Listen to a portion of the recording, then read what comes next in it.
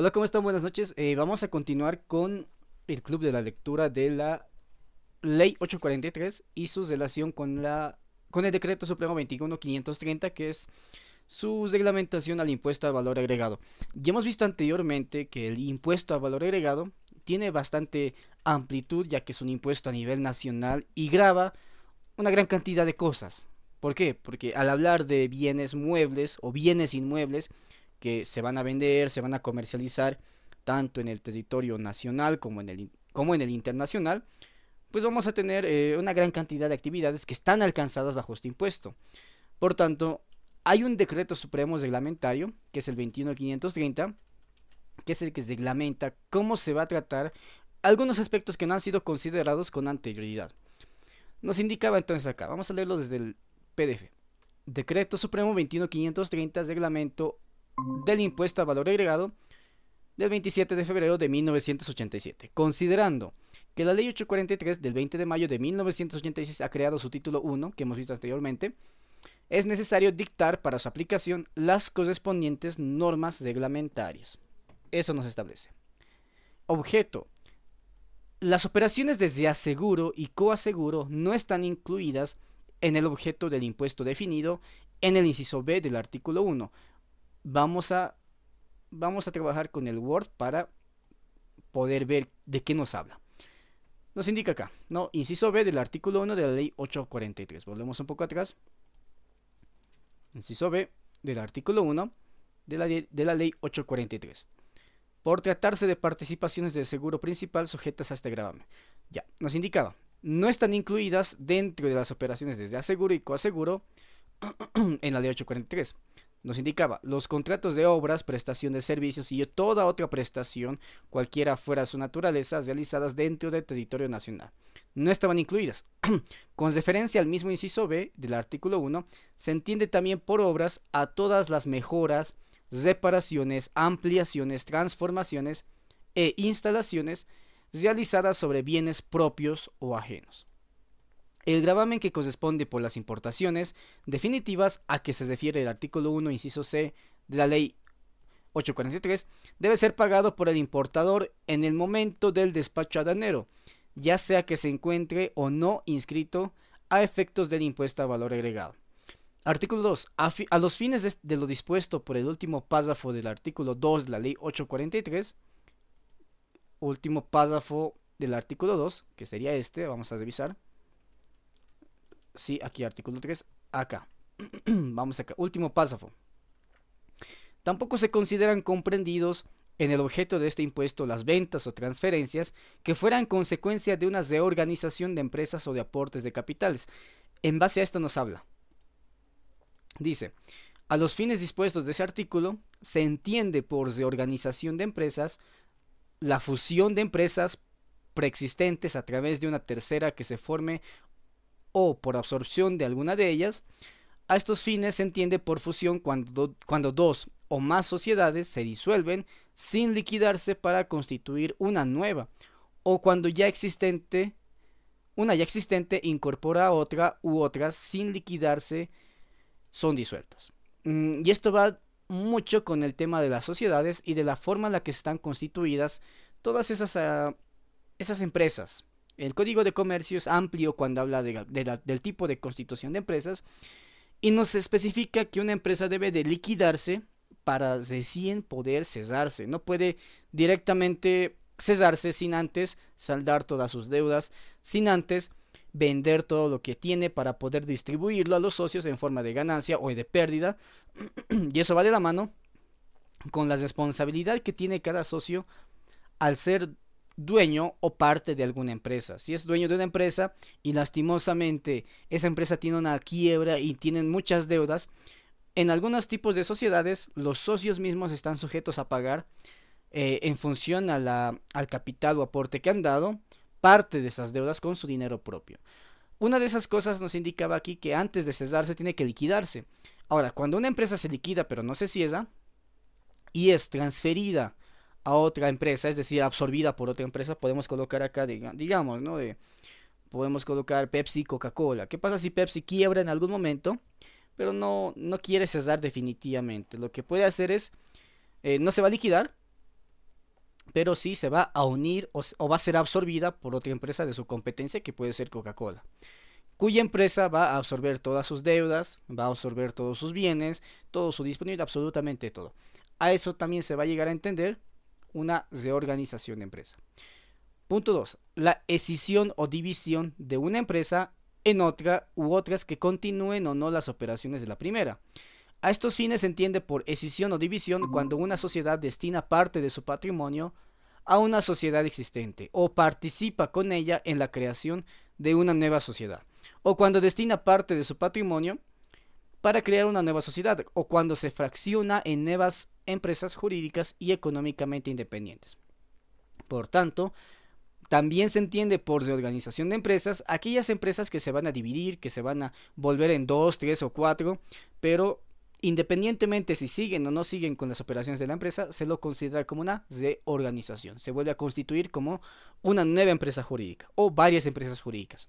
Así como también se lo entiende como la transformación de una empresa preexistente en otra, adoptando cualquier otro tipo de sociedad prevista en las normas legales vigentes sin disolverse ni alterar sus derechos y obligaciones. Saben bien que muchas empresas para poder iniciar optan por la sociedad de responsabilidad limitada, que es una empresa que trabaja con cuotas de capital y tiene un límite de hasta 25 socios para poder formar parte de la empresa. Pero si una empresa SRL obtiene 26 socios, automáticamente pasa a ser una SA. Las sociedades anónimas ya no trabajan con cuotas de capital, sino que trabajan con acciones.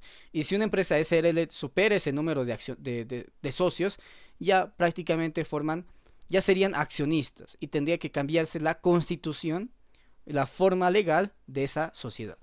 En ese momento también se va a considerar para efectos de la ley 843 sobre el artículo 2 que está mencionando, sobre que no se consideran comprendidos en el objeto del IVA, las de organización de empresas, este aspecto, ¿no? De que cuando una empresa se transforma, no va a estar sujeto por el impuesto al valor agregado. Inciso B. Se entiende por aportes de capital cualquier aporte en especies realizado por personas naturales o jurídicas a sociedades nuevas o existentes. En estos casos no procede la traslación de crédito fiscal prevista en la última parte del tercer párrafo del artículo 2 de la ley 843. Acá nos está indicando última parte del tercer párrafo. Es primero, segundo y tercero. En estos casos, los créditos fiscales o saldos a favor que pudiera tener la o las empresas antecesoras serán trasladados a la o las empresas sucesoras. Artículo 3. Sobre los sujetos. Son sujetos pasivos de este impuesto, de acuerdo a lo establecido en el artículo 3 de la ley, las personas individuales o colectivas, ya sean de derecho público o privado, que realicen las actividades señaladas en los incisos C y E del mencionado artículo 3. También son sujetos del impuesto quienes realicen en forma habitual las actividades señaladas en el inciso A, B o D del artículo 3. Vamos al artículo 3, donde nos habla sobre los sujetos pasivos de este impuesto. Aquí nos indicaba. Son sujetos pasivos de este impuesto quienes, los siguientes, de los cuales el inciso C y E, ya sea de derecho público o privado, están sujetos por este impuesto. Inciso C y E. Vamos a ver qué son los incisos C y E. Quienes realicen a nombre propio importaciones definitivas y alquilen bienes muebles o inmuebles.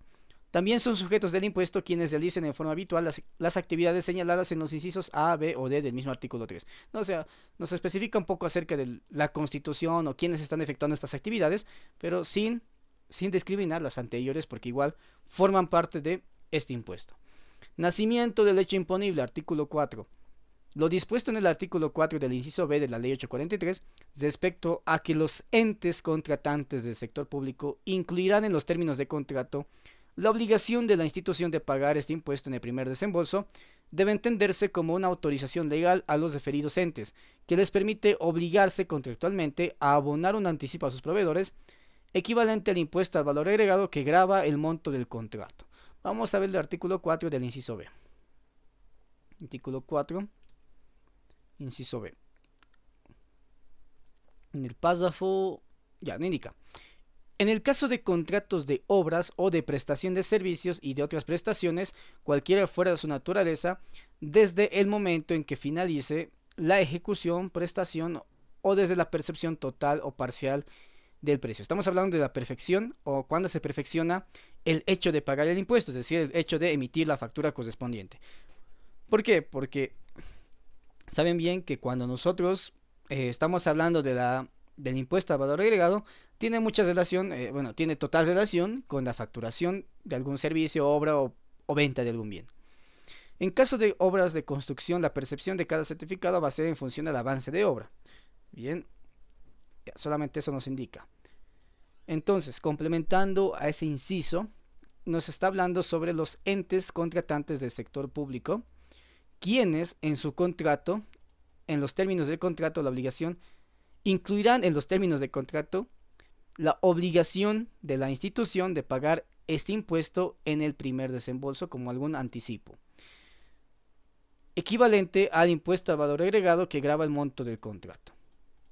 Por lo tanto, la referida disposición en modo alguno modifica el nacimiento del hecho imponible en los términos que se define en el inciso B del artículo de esta ley. Base imponible. No integran el precio neto gravado a que se refiere el artículo 5 de la ley los tributos que, teniendo como hecho imponible la misma operación gravada, deban consignarse en la factura por separado. Tal es el caso del impuesto a los consumos específicos. A los fines de lo establecido en el apartado 2 del artículo 5, vamos a ir ahí, apartado 2 del artículo 5, ya, no se consideran gastos financieros los derivados de las cláusulas de actualización de valor, ya sean estas legales, contractuales o fijadas judicialmente. A ver, cláusula 2 nos indica. Acá, los gastos financieros, entendiéndose por tales, aquellos que tengan origen de pagos diferidos. Vamos a ver un poco acerca de qué nos estaba hablando acá. La base imponible se entenderá por precio de venta, la que resulta de deducir el precio total los siguientes conceptos. El valor de los envases. Para que esta deducción resulte procedente, su importe no podrá exceder el precio normal del mercado, debiendo cargarse por separado para su devolución. Son integrantes del precio gravado, aunque se facturen y convengan por separado. Los gastos financieros, entendiéndose por tales todos aquellos que tengan origen en pagos diferidos, incluidos los contenidos en las cuotas de operaciones de arrendamiento financiero y en el pago final del saldo. Aquellos gastos nos indican, ¿no? Aquellos gastos financieros derivados de esa cláusula de actualización de valor no se van a considerar como gastos, aquellas cláusulas de actualización de valor. En aquellos casos en que los gastos financieros sean indeterminados a la fecha de facturación de la operación, los gastos financieros integrarán la base de imposición de ese mes, calculados a la tasa de interés activa bancaria correspondiente a operaciones efectuadas en bolivianos, con mantenimiento de valor o en moneda extranjera, según sea el caso. La Dirección General de la Renta Interna fijará periódicamente la tasa que deba utilizarse para calcular estos gastos financieros. La definición de precio neto que surge por aplicación de disposiciones de la ley relativas al IVA y la de este reglamento solo tendrá efectos a los fines de la determinación del citado gravamen.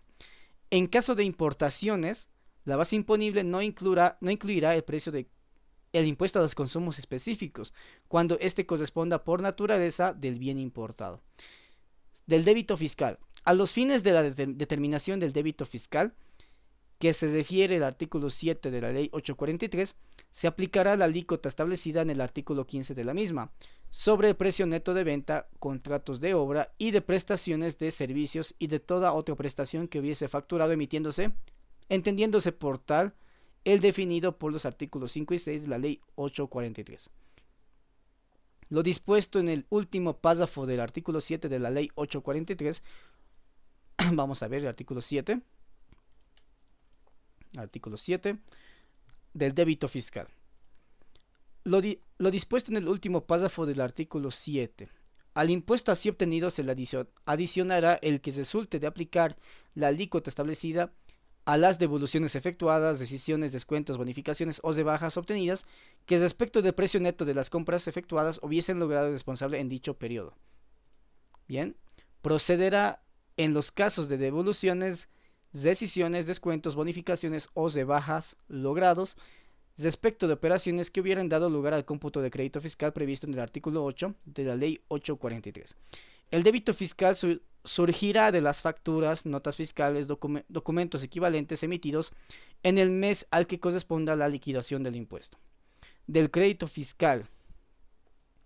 El crédito fiscal computable a que se refiere el artículo 8 de la Ley 843 es aquel originado en las compras, adquisiciones, contrataciones o importaciones definitivas alcanzadas por el gravamen vinculadas con la actividad sujeta al tributo. A los fines de la determinación del crédito fiscal a que se refiere el párrafo anterior, los contribuyentes aplicarán la alícuota establecida en el artículo 15 de la Ley 843 sobre el monto facturado de sus compras, sobre 13%. Importaciones definitivas de bienes, contratos de obras o prestación de servicios o toda prestación o insumo alcanzado por este gravamen. Si un contribuyente inscrito destinase bienes, obras, locaciones o prestaciones grabadas para donaciones o entregas a título gratuito, dado que estas operaciones no ocasionan débito fiscal, el contribuyente deberá desintegrar en el periodo fiscal en que tal hecho ocurra los créditos fiscales que hubiesen computado por los bienes, servicios, locaciones o prestaciones empleados en la obtención de los bienes, obras, locaciones o prestaciones donadas o cedidas a título gratuito. Sabemos muy bien que cuando nosotros adquirimos algún bien, ya sea vehículo, algún terreno, algún edificio, algún mueble, nosotros generamos algún tipo de crédito fiscal, siempre y cuando este contenga la nota fiscal. Ese crédito fiscal supongamos que es de unos 6.500. Ese crédito fiscal, tarde o temprano, lo vamos a tener que devolver a alguien, al Servicio de Impuestos Nacionales, ya sea cuando vayamos a vender, en caso de inventarios, o también podemos vender algún tipo de activo fijo, igual va a retornar ese impuesto a otra persona. ¿A quién? A Impuestos Nacionales. Entonces es un impuesto que siempre va a retornar ante el Servicio de Impuestos Nacionales, a menos que cuando finalice el bien, sus años de vida útil del bien, lo destruyamos o lo vayamos a destruir, ¿no? Pero en cuyo caso se haya hecho una donación, ya que el hecho de realizar donaciones a entidades sin fines de lucro no genera un débito fiscal, se va a tener que hacer un reintegro del crédito fiscal que hemos obtenido y del cual nos hemos beneficiado ante el Servicio de Impuestos Nacionales. Eso nos indica acá. A los fines de lo dispuesto en el párrafo anterior, el monto del crédito a reintegrar será actualizado sobre la base de variación de la cotización oficial del dólar estadounidense con relación al boliviano, producida entre el último día hábil del mes anterior al que el crédito fue computado y el último día hábil del mes anterior al que corresponda a su reintegro. Lo dispuesto en el inciso B del artículo 8 de la Ley 843 procederá en caso de descuentos, bonificaciones, rebajas, evoluciones o decisiones respecto de las operaciones que hubieran dado lugar al cómputo del débito fiscal previsto en el artículo 7 de esta ley. Vamos con el inciso B del artículo 8. El importe que resulte de aplicar la alícuota establecida a los montos de los descuentos, bonificaciones, rebajas, devoluciones o decisiones que respecto de los precios de venta hubiera otorgado al responsable el periodo fiscal que se liquida. No nos indica acá que cualquier tipo de crédito fiscal que nosotros estamos obteniendo por algún tipo de devolución, descuento, bonificación o rebaja que hemos obtenido va a dar lugar en caso de lo dispuesto en el artículo 7, ¿no? Del débito fiscal. Artículo 7 sobre el débito fiscal. Aquí está. Diferencia entre débito fiscal y crédito fiscal. Artículo 9. El saldo a favor del contribuyente, a que se refiere el artículo 9 de esta ley, solo podrá utilizarse para compensar futuros pagos del IVA, del impuesto al valor agregado, del mismo contribuyente. Esta limitación no afecta a la libre disponibilidad de los saldos a favor que surjan de operaciones de exportación por aplicación de lo dispuesto en el segundo párrafo de esta ley. Los saldos a favor del contribuyente serán actualizados por la variación entre la cotización oficial del dólar estadounidense con relación al boliviano, cosa que esto ya está un poco desactualizado, ¿no? Ya no se hace la variación o ya no se hace la actualización en función a la cotización del dólar, sino en función a la UFB, que vamos a ver si eso ya está acá. Artículo 9.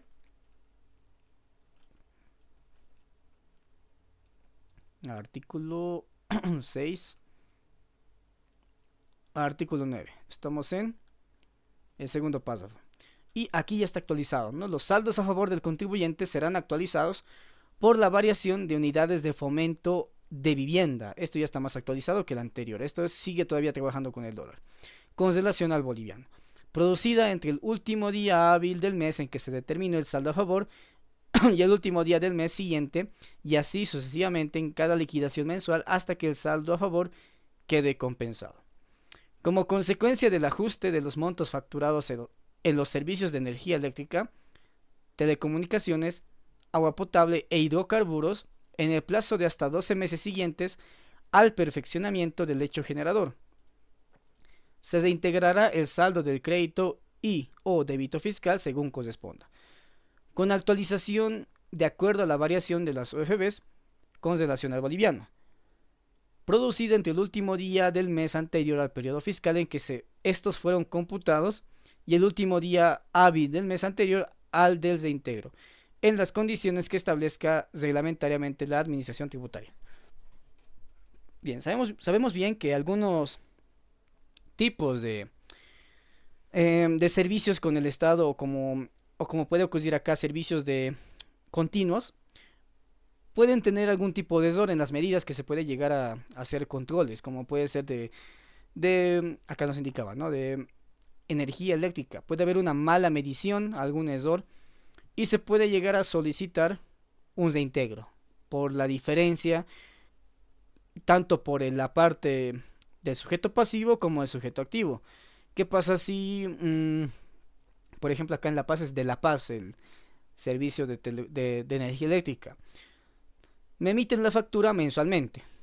Si yo, una vez que veo la factura, detecto que hay alguna irregularidad, que me están cobrando el doble o el triple, yo puedo hacer uso de mis derechos y solicitar un reintegro de mi crédito fiscal por el pago que estoy pagando en exceso. Así como también el sujeto activo, que es la administración tributaria, o el otro sujeto pasivo, puede solicitar un reintegro para que se regularice este aspecto, ya que nos ha cobrado mucho menos de lo que debería haber sido. En ese tipo de situaciones nos establece cómo se tiene que tratar la actualización mediante las UFBs, ¿no? Que nos indica entre el último día hábil del mes anterior al periodo fiscal en que estos fueron computados y el último día hábil del mes anterior al del reintegro. Bien, sigamos. Acá. Periodo fiscal de liquidación. Los contribuyentes del impuesto deben presentar la declaración jurada y pagar el impuesto resultante cuando corresponda, considerando el último dígito del número del NIT de acuerdo a la siguiente distribución correlativa. Si nuestro último dígito del NIT termina en 0, vamos a pagar hasta el 13 de cada mes. Si termina en 3, vamos a pagar hasta el 16 de cada mes. Si termina en 7, hasta el 20 de cada mes. Hasta llegar al último dígito del 9, que si termina tu NIT en 9, vas a pagar hasta el 22 de cada mes. Lógicamente, acá no nos está mencionando que es el único día que podemos pagar. Nos indica que podemos pagar hasta ese día. Más antes sí se puede pagar. No necesariamente hay que pagarlo hasta el último momento, ¿no?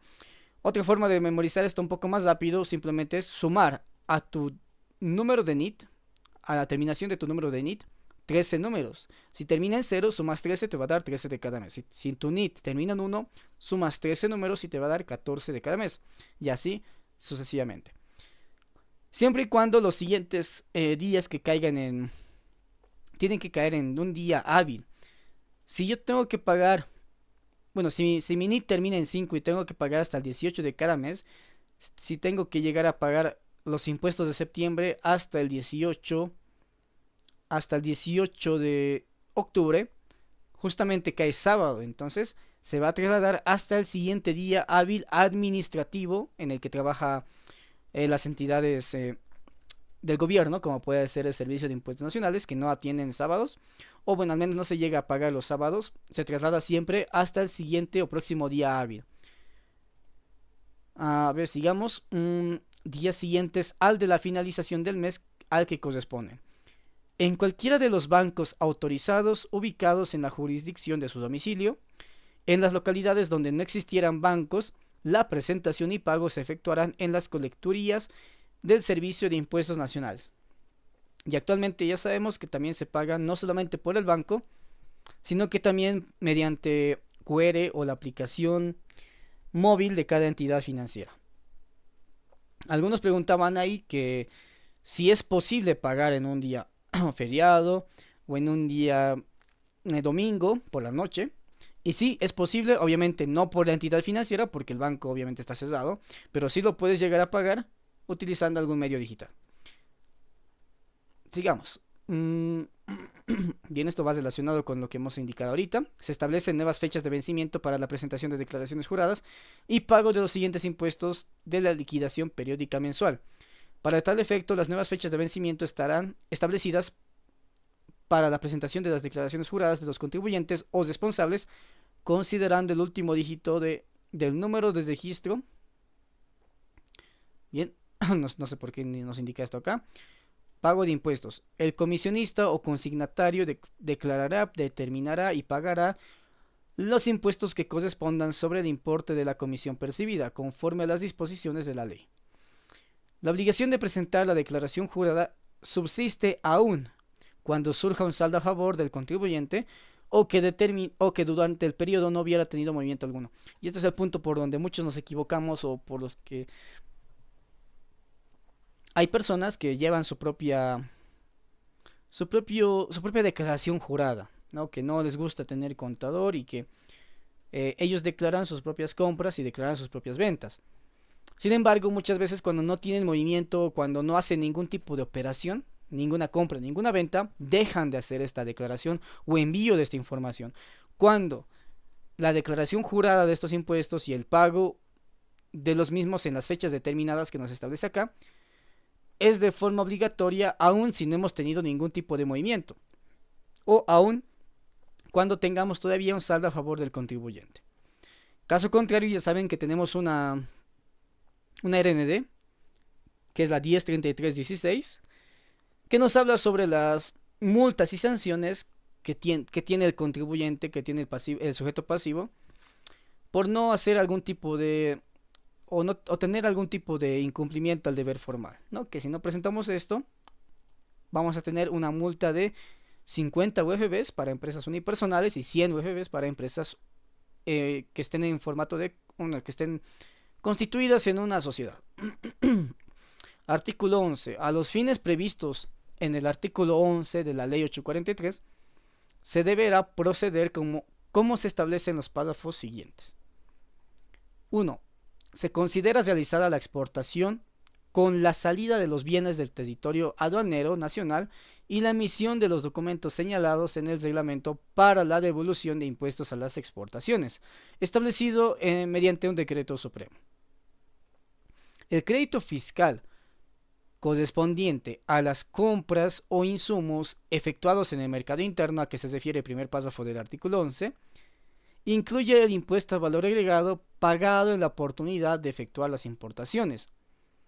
Los exportadores podrán computar contra el impuesto que, en definitiva, adeudaren por sus operaciones grabadas el impuesto al valor agregado contenido en los costos y gastos por concepto de importaciones definitivas o compras en el mercado interno de bienes, incluyendo bienes de capital, contratos de obras o prestación de servicios vinculados a la actividad exportadora que se les hubiera facturado y no hubiera sido utilizado por el responsable, a los fines de determinar el monto del crédito fiscal computable contra operaciones de exportación.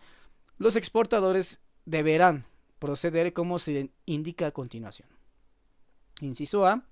Determinarán el crédito fiscal computable contra sus operaciones grabadas y las no comprendidas en el objeto de este impuesto, siguiendo el procedimiento indicado en los párrafos séptimo, octavo y noveno del artículo 8 de este reglamento. Una vez determinado el crédito fiscal computable contra operaciones grabadas, el monto correspondiente será acreditado inicialmente contra operaciones grabadas en el mercado interno. El saldo resultante será devuelto a través de certificados de devolución, los CDI, conforme a lo establecido en el párrafo tercero del artículo 3 del reglamento para la devolución de impuesto a las exportaciones. En ningún caso los montos de créditos fiscales computables contra operaciones de exportación y operaciones de mercado interno podrán superar el monto total del crédito fiscal computable contra operaciones grabadas. 4. La presentación de la solicitud de devolución del IVA por parte del exportador determinará que el monto solicitado ya no podrá ser considerado como crédito fiscal IVA para su compensación en sus ventas en el mercado interno. En todos los casos, el Servicio de Impuestos Nacionales mantiene el derecho, dentro del plazo de prescripción, de proceder a la verificación fiscal de las operaciones que dieron origen al reintegro, a fin de establecer la correcta determinación del monto de dicho crédito. En el supuesto que se hubiese obtenido reintegros de créditos por encima de lo que corresponde, de acuerdo con la correcta determinación resultante de la aplicación de normas legales y reglamentarias pertinentes, los exportadores serán pasibles de las sanciones previstas por el Código Tributario por las infracciones, sean estas delitos o contravenciones. En lo demás, incluyendo definición de costo, a efectos del reintegro del crédito fiscal IVA, se estará a lo dispuesto del reglamento para la devolución de impuestos las exportaciones establecido mediante decreto supremo. Sigamos. Incumplimiento de la obligación de emitir factura, nota fiscal o el documento equivalente. En relación al segundo párrafo del artículo 12 de la Ley 843, cuando se determinen ventas de bienes o servicios sin la emisión de factura, nota fiscal o documento equivalente, el contribuyente deberá de cancelar el impuesto sin derecho a crédito fiscal. Sin derecho a crédito fiscal alguno sobre esas ventas. El impuesto se actualizará desde la fecha de la operación y se calculará intereses y multas desde ese mismo día. Independientemente de ese tratamiento, el contribuyente estará sujeto a las sanciones por defraudación tributaria. Disposiciones relacionadas. Ley 2492 nos establece que la no emisión de factura, nota fiscal o documento equivalente es una contravención tributaria. La prestación del servicio de transporte internacional de carga por carretera, conforme a lo dispuesto por la Ley 3249, se facturará con IVA tasa cero, no repercutiendo al impuesto citado en el precio consignado en la factura. En lo demás se sujetará en lo dispuesto a la Ley 843. Registros. Las normas a que se debe ajustar la forma de emisión de facturas, notas fiscales o documentos equivalentes, así como los registros que deberá llevar el contribuyente, según lo dispone el artículo 13 de la Ley 843, serán contenidas en la norma administrativa que dicte el Servicio de Impuestos Nacionales. Decreto Supremo 28988. Tiene por objeto establecer un mecanismo especial para la presentación de la declaración jurada y pago para las personas naturales afiliadas o no a líneas sindicales que prestan servicio público de transporte interdepartamental de pasajeros y carga, que tengan registrados a su nombre hasta 2 vehículos. Obligaciones. Los sujetos pasivos comprendidos en el presente Decreto Supremo por sus características propias y especiales no están obligados a llevar registros contables. Sin embargo, sus ingresos y egresos derivados del ejercicio de su actividad estarán consignadas en sus libros de ventas y de compras IVA. Vamos con las exenciones. Con referencia a lo dispuesto en el inciso B del artículo 14 de la Ley 843, se aclara que se aplicará el impuesto solamente sobre el excedente del monto de las mercaderías que introduzcan en bona fide los viajeros que lleguen al país de la conformidad a lo establecido en el arancel aduanero. No, las bona fide creo que le hemos llegado a tocar en la Ley 843, que nos indicaba que era de buena fe, ¿no? Bona fide, buena fe. Si tú te compras algún producto de otro país y lo traes aquí a Bolivia, tienes tienes permitido traer hasta un máximo de $1,000, ¿no? Con excepción de algunos productos, pero $1,000. Si excedes ese valor, vas a tener que pagar un impuesto, pero solamente sobre el excedente. Si has comprado algo por $1,100, pues solamente por esos $100 vas a pagar el impuesto que nos establece acá. A ver.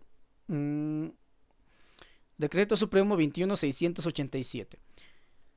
Aprobó el anexo al mencionado Decreto Supremo reglamentario para el funcionamiento de las tiendas libres afianzadas o duty free shops ubicados en las áreas de salida de pasajeros internacionales de los aeropuertos que en el artículo 11 señala: la internación a las tiendas libres de productos y manufacturas nacionales, así como su venta a los pasajeros internacionales en tránsito o a las nacionales que salgan del país, estará exenta del pago de impuestos al valor agregado y a las transacciones. Entonces están libres esas actividades duty free de pagar el IVA y de pagar el IT. Exenciones del IVA, IT e IUE. Se exime del pago del IVA, del pago del IT y del pago del IUE a las actividades de producción, presentación y difusión de eventos producidos por artistas bolivianos en los siguientes casos: siempre y cuando el evento sea realizado en los espacios y o escenarios de propiedad del gobierno central o municipal destinados a la difusión y promoción de las artes representativas de artistas bolivianos. Estos espacios y o escenarios estarán definidos como tales por el nivel de gobierno correspondiente, dentro del ámbito de su competencia, ya sea con carácter permanente o por la realización de un servicio o evento específico. En aquellos espacios no establecidos en el parágrafo anterior, cuando el evento cuente con el auspicio del Ministerio de Culturas o de las entidades territoriales autónomas, mediante certificación expresa del auspiciante, solo válido para artistas nacionales. Inciso C. La presentación de películas de producción nacional, exhibidas en las salas de cines o teatros de la propiedad de entidades públicas, cualquier otro evento auspiciado o coauspiciado por el Ministerio de Culturas y las unidades territoriales autónomas. La administración tributaria autorizará la dosificación de boletos o entradas sin derecho a crédito fiscal. Bueno, sin derecho a crédito fiscal, ni ITE, ni IVA, ni IUE. No paga ningún impuesto. Así también nos habla sobre la ley 366 de abril del 2013 sobre sobre el libro y la lectura, que es el incentivo, que lo tenemos por acá, creo. Esto sobre la gasolina. Creo que lo teníamos por acá. Aquí está la ley 366 de ley del libro y la lectura, ¿no? Es el incentivo para que podamos leer mucho más y fomentar una mayor cultura de lectura. Nos establece: artículo 5, exención y tasa cero en el IVA. Para los efectos de la aplicación del parágrafo 1 del artículo 8 de la ley 366, estará exenta del pago del impuesto al valor agregado, del IVA, la importación de libros, periódicos y revistas en versión impresa, comprendidos en el anexo que forma parte del presente decreto supremo. Este beneficio no alcanza a la importación de revistas pornográficas. Para los efectos del presente artículo, la definición del libro incluye a los diccionarios, atlas y enciclopedias, así como a sus complementos en cualquier soporte. Anexo Decreto Supremo 1768, material impreso sujeto a exención del IVA a la importación. Aquí nos habla sobre y esto hemos visto también lo anterior, los aranceles, ¿no? Sus códigos arancelarios. Descripción: libros, folletos impresos similares, incluso en hojas sueltas, incluso plegadas, los demás, diccionarios, enciclopedias, una lista enorme de aquellos revistas, publicaciones y libros que están exentas. Artículo 4 del Decreto Supremo 5197. Incentivos para la producción de biodiesel. Las personas naturales o jurídicas que implementen plantas industriales de biodiesel a partir de la publicación del presente Decreto Supremo tendrán los siguientes incentivos: exención del impuesto al valor agregado conforme al artículo 18 de la Ley 1546. Decreto Supremo 5301. Seguridad alimentaria y abastecimiento. La importación y comercialización de alimentos que cuenten con la debida autorización del Ministerio de Economía y Finanzas Públicas no requerirán de resolución de exención para su formalización, debiendo las entidades ejecutoras presentarlas a las administraciones tributarias respectivas una resolución de la MAE que contenga mínimamente la descripción de alimentos, cantidad a importar y o comercializar, así como la temporalidad en los casos que correspondan. Exención del impuesto al valor agregado a la importación de hidrocarburos. Para efectos de la aplicación del artículo 9 de la Ley 1613, está exenta del pago del IVA la importación de aceite crudo de petróleo, gasolinas para vehículos automotores y diésel oil para subpartidas arancelarias establecidas en el anexo que forma parte del presente decreto supremo. Alícuota.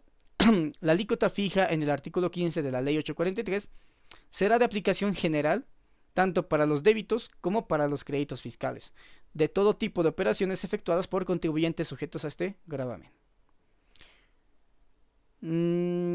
Ya, sigamos bajando.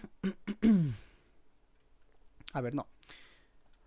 Decreto Supremo 28656. Definiciones. Para fines de la aplicación de la Ley 3249 y del Decreto Supremo presente se entiende por: inciso A, empresa boliviana de transporte internacional de carga por carretera, a toda sociedad empresarial, incluidas las empresas unipersonales y cooperativas legalmente constituidas domiciliadas en el país y debidamente habilitadas, que cumplan con lo dispuesto en el artículo 71 de este Decreto Supremo para prestar el servicio del transporte internacional de carga por carretera. Inciso B, servicios de transporte internacional de carga por carretera, traslado de mercancías en general por carretera desde el lugar en que se recibe en Bolivia o en otro país hasta la entrega al destinatario en Bolivia u otro país, cumpliendo normas sobre tránsito aduanero internacional, ceñido a normas internacionales y o convenios sobre operación de servicios. El régimen de tasa cero, base imponible cero al IVA, se aplicará exclusivamente al servicio de transporte internacional de carga por carretera. Ya, aquí no hay nada, igual no solo sobre tránsito, sobre los transportistas. Decreto Supremo 1768. Exención y tasa cero en el IVA. Conforme el parágrafo 2 del artículo 8 de la Ley 366, la venta en versión impresa de los libros producidos en el territorio nacional y de los libros importados, así como las publicaciones oficiales, está sujeto a la aplicación de la tasa cero en el IVA. Se encuentra excluida de la aplicación de la tasa cero en el IVA la venta de revistas y periódicos de carácter no oficial. Artículo 16. De acuerdo a lo dispuesto con el artículo 16 de la Ley 843, texto ordenado vigente, no existe la obligación de emitir nota fiscal por ventas inferiores a 5 bolivianos. Sin embargo, la obligación de la emisión de dicha nota fiscal subsiste si el comprador así lo exige, ¿no? Si es que en este momento vamos a alguna librería, fotocopiamos algo por 1 peso, 2 pesos y no nos dan facturas, está bien. No hay una necesidad por emitir facturas por montos menores a 5 pesos. Sin embargo, si nosotros exigimos esa factura, esa nota fiscal, el vendedor está en la obligación de emitirnosla. Y si no lo hace, si no emite la factura, ya estaría incumpliendo, estarías recayendo en una contravención tributaria. Ahora, el hecho de que no facture esas ventas menores a 5 bolivianos no quiere decir que se exima de pagar este impuesto. Una vez que llegue la finalización del día, antes de cesar, el vendedor tiene que hacer una sumatoria de todas las ventas menores que ha realizado y que no ha facturado y consignarlas en una sola factura por el monto total de estas ventas inferiores a 5 bolivianos, cumpliendo así con la parte tributaria de pagar este impuesto al valor agregado. Abrogaciones. Artículo 20. Aclárase que quedaron abrogadas las siguientes disposiciones legales y sus normas complementarias a partir de la vigencia de este Decreto Supremo, de acuerdo con lo dispuesto o establecido por el artículo 95 de esta ley. Bien, todo esto está derogado. También se derogan las disposiciones relativas a los impuestos o contribuciones creados por los municipios y aprobados por el Senado Nacional, cuyos hechos imponibles sean análogos al hecho imponible del impuesto al valor agregado. Es dado en el Palacio de Gobierno de la ciudad de La Paz a los 27 días que se publicó. Tenemos también acá una parte de lo que es el tratamiento del combustible, de la gasolina, para poder distinguir qué parte sí es válido para crédito fiscal y qué parte no lo es. Ley número 1356 del 28 de diciembre del 2020 nos establece: objeto. La presente ley tiene por objeto aprobar el presupuesto general del Estado, del sector público para la gestión fiscal 2021 y otras disposiciones específicas para la administración de las finanzas públicas. Más abajo estaba por acá, lo que nos interesaba. Bajamos. Más abajo.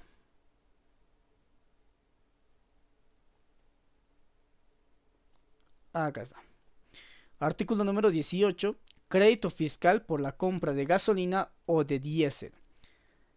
Las personas naturales o jurídicas que compren gasolina o diésel oil de cualquier origen para la liquidación del impuesto al valor agregado computarán como crédito fiscal solo el 70% sobre el crédito fiscal del valor de la compra. Este tratamiento también es aplicable al régimen complementario al impuesto al valor agregado y en la devolución del impuesto previsto por el artículo 11 de la ley 843.